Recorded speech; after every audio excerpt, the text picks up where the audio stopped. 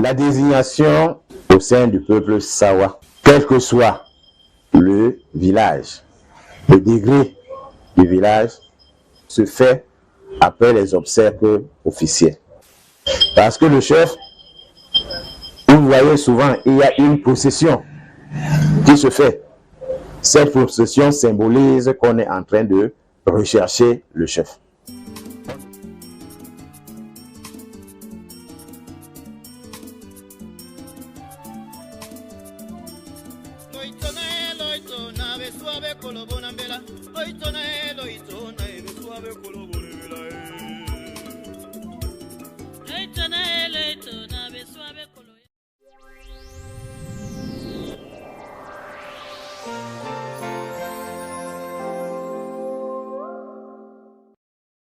Une réponse à la sortie médiatique du chef de village Bonabekombo, Bel Deme.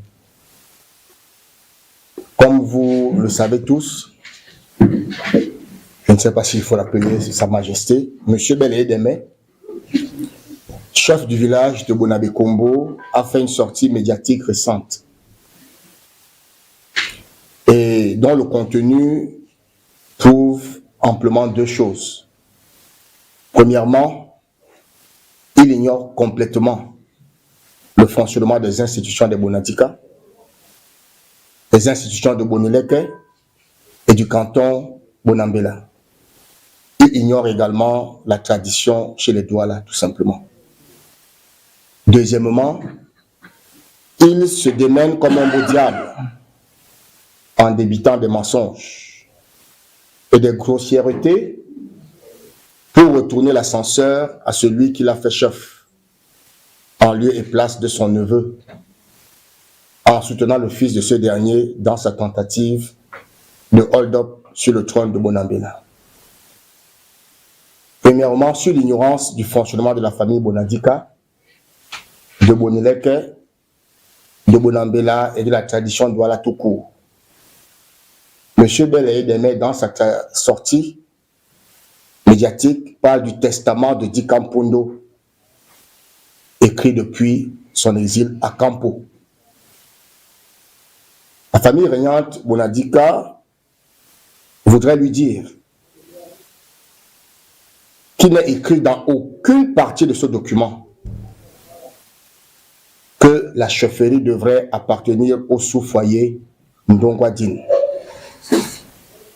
Et nous mettons M. Bel Deme au défi de publier l'extrait de ce testament. Je ne sais pas s'il connaît et maîtrise mieux le testament de notre grand-père plus que nous-mêmes. Nous souhaitons qu'il rende public ce testament qu'il a brandi, mais qu'il n'a jamais présenté, dans lequel il est stipulé que la chefferie devrait revenir au sous-foyer Ndongwadine. Voilà une sortie qui est une forte manipulation des consciences et qui essaye de manière éhontée de justifier leur imposture et leur forfaiture. Nous attendons, et nous le disons clairement, que M. Bel Deme publie ce testament de Di Kampondo afin que l'opinion publique en prenne connaissance. Deuxièmement, il brandit la réunion du 10 février 1935 pour justifier que ce sont les chefs de troisième degré qui ont procédé, n'est-ce pas, au choix du chef Betote Akwa. Le PV de cette réunion est intitulé en langue douala Pause Lebokwa Di Kampondo. La traduction fidèle du titre de ce PV est mise en ordre et clarté dans la cour du King Di Kampondo. Il ne s'agissait en aucun cas d'un PV de désignation du chef Akwa. Cette réunion, certes, s'est achevée par la confirmation de Betote Dika, qui était du premier sous-foyer appelé Bekene, comme Kinakwa, en remplacement de son père Dika Mpondo, fonction qu'il exerçait déjà. Nous mettons M. Bel-Edeme au défi de nous prouver le contraire. Il convient de relever qu'au cours de cette réunion, Dindika 1 du sous-foyer Ndongwadine s'était porté candidat pour remplacer le Toté Akwa. Mais pour simplifier les choses, le Toté Dika a posé sur le sol le chasse-mouche, symbole du pouvoir, et a demandé à Dindika de le ramasser et de venir s'asseoir sur le trône. Ce dernier s'est empressé de dire haut et fort, devant tout le peuple Bolambela réuni et médusé, qu'il ne convoitait pas la place de King Akwa. Cela est écrit noir sur blanc sur le PV du 10 février 1935 que Sa Majesté Bel-Edeme a brandi. Cette renonciation publique a une conséquence et une sanction dans notre tradition. Dindika 1 a ainsi renoncé à la chefferie pour lui-même et pour toute sa descendance. Les réunions du 26 et 27 septembre 1976 et le PV y relatif.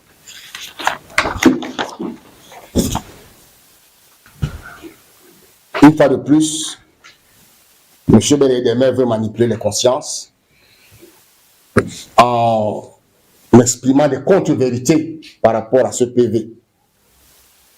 Cette réunion fut une occasion pour les chefs de 3e degré du canton Akwa de donner leur point de vue sur la succession du King Betote Akwa. Les chefs du 3e degré du canton avaient été approchés par Dika Betote Guillaume, plus connu sous le nom de Prince Dika Kwanya Bonambela, pendant la période de maladie du King Betote Akwa. Ceux-ci n'ont donc pas hésité à dire qu'ils étaient à une large majorité favorable à ce que Dika Betote Guillaume succède à son père au détriment de son frère aîné, Mpondo Betote Clément, avec lequel ils étaient très fâchés à cause des dividendes et jetons de présence du collège King Akwa. Cette réunion a été préparée à Bonamouti le 25 septembre 1976 au domicile de feu Kouo Isedou Robert, père du pasteur Kouo Isedou Etel, sous la présidence du tout jeune chef de ce village, Sa Majesté Saker Ebonge Mwandiou. La réunion commençait le 26 septembre 1976, s'est terminée le 27 septembre 1976 par le plébiscite par les chefs de 3e degré de Dika Betote Guillaume. Ntone Ebonge Akwa Ernest n'y a pas pris part. Les chefs des villages du canton Akwa, qui ne siégeaient pas en une quelconque association ni collège, ont tenu cette réunion sans avoir au préalable pris la température au sein de la famille régnante Bonadika et de la notabilité coutumièrement compétente de Boneleke.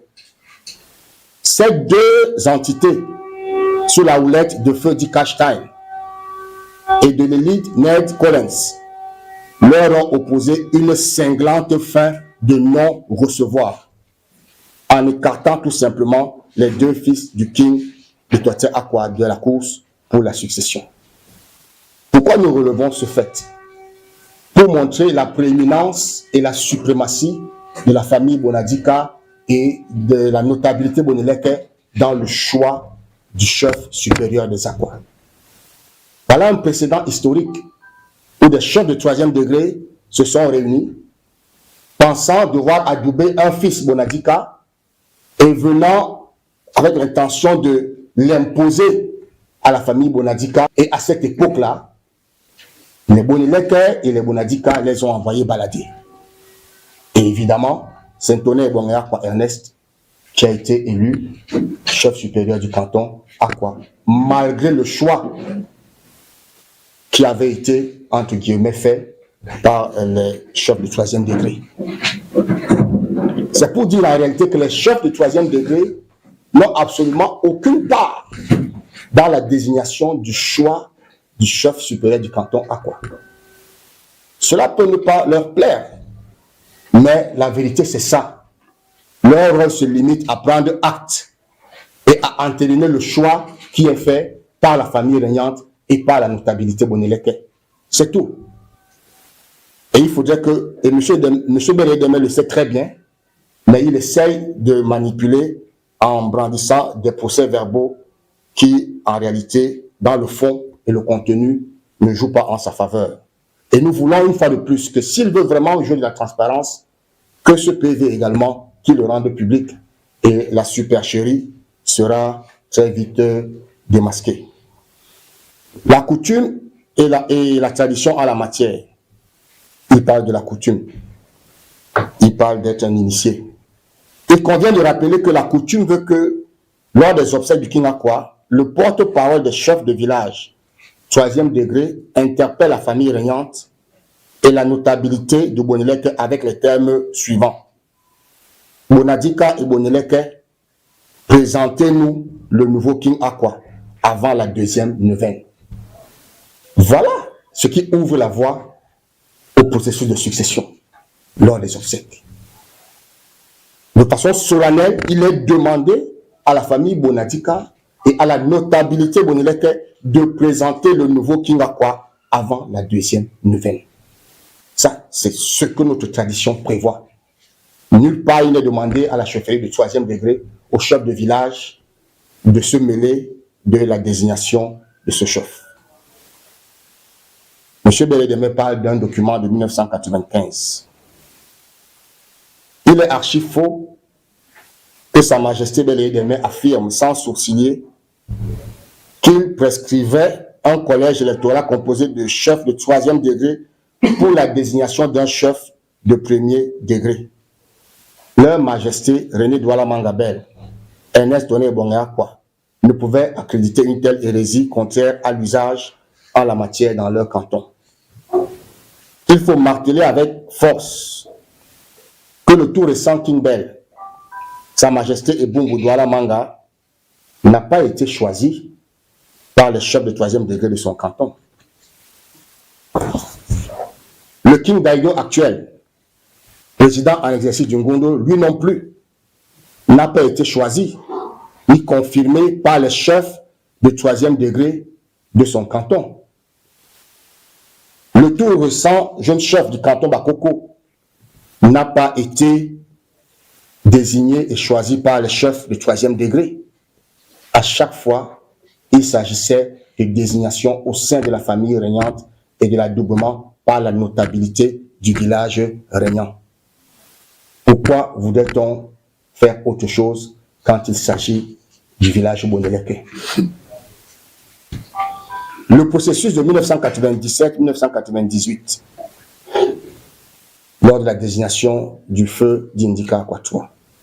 Il faudrait savoir que d'Indika Akwatoua a remporté la majorité des suffrages exprimés par la famille Bonadika face à son cousin, le feu prince Dika Ngaka Akwa Emmanuel.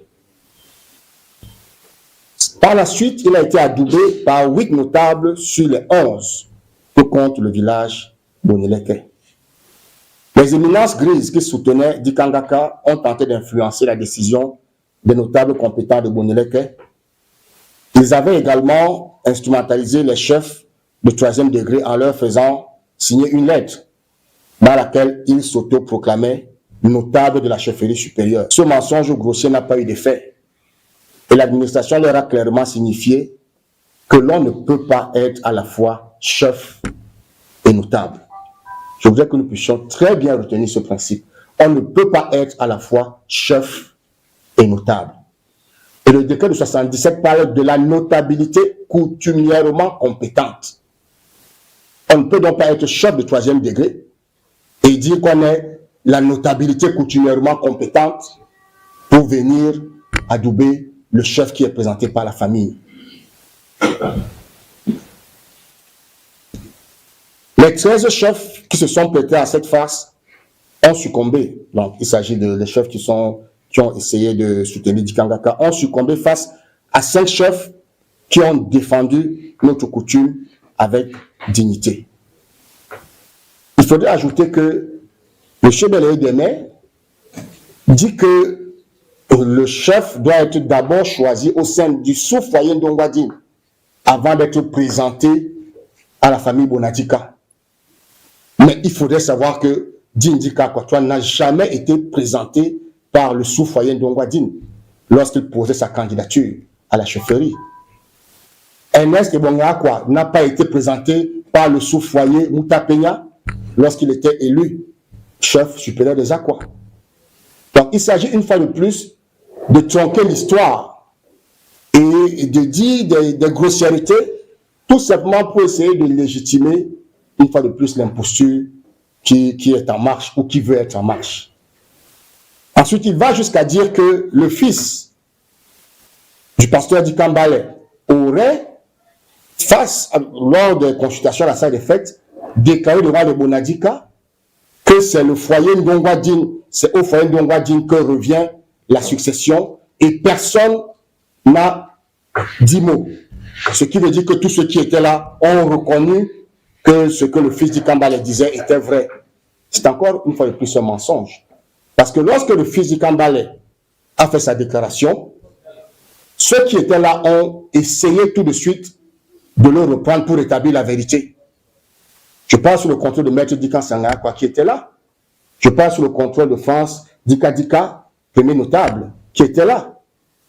Qui ont tous à chaque fois essayé avec insistance de prendre la parole. Mais cette parole leur a été formellement refusée par le préfet. Le préfet a refusé de leur donner la parole pour que la vérité soit rétablie. Même Sa Majesté, Sakay Ebonge-Mwanjo, a essayé de prendre la parole pour rétablir le mensonge que cet enfant était en train de faire. Mais la parole n'a pas été donnée à ces personnalités qui étaient là. Tout simplement parce qu'il fallait absolument imposer cette version des faits qui ne s'appuyait sur aucun fondement.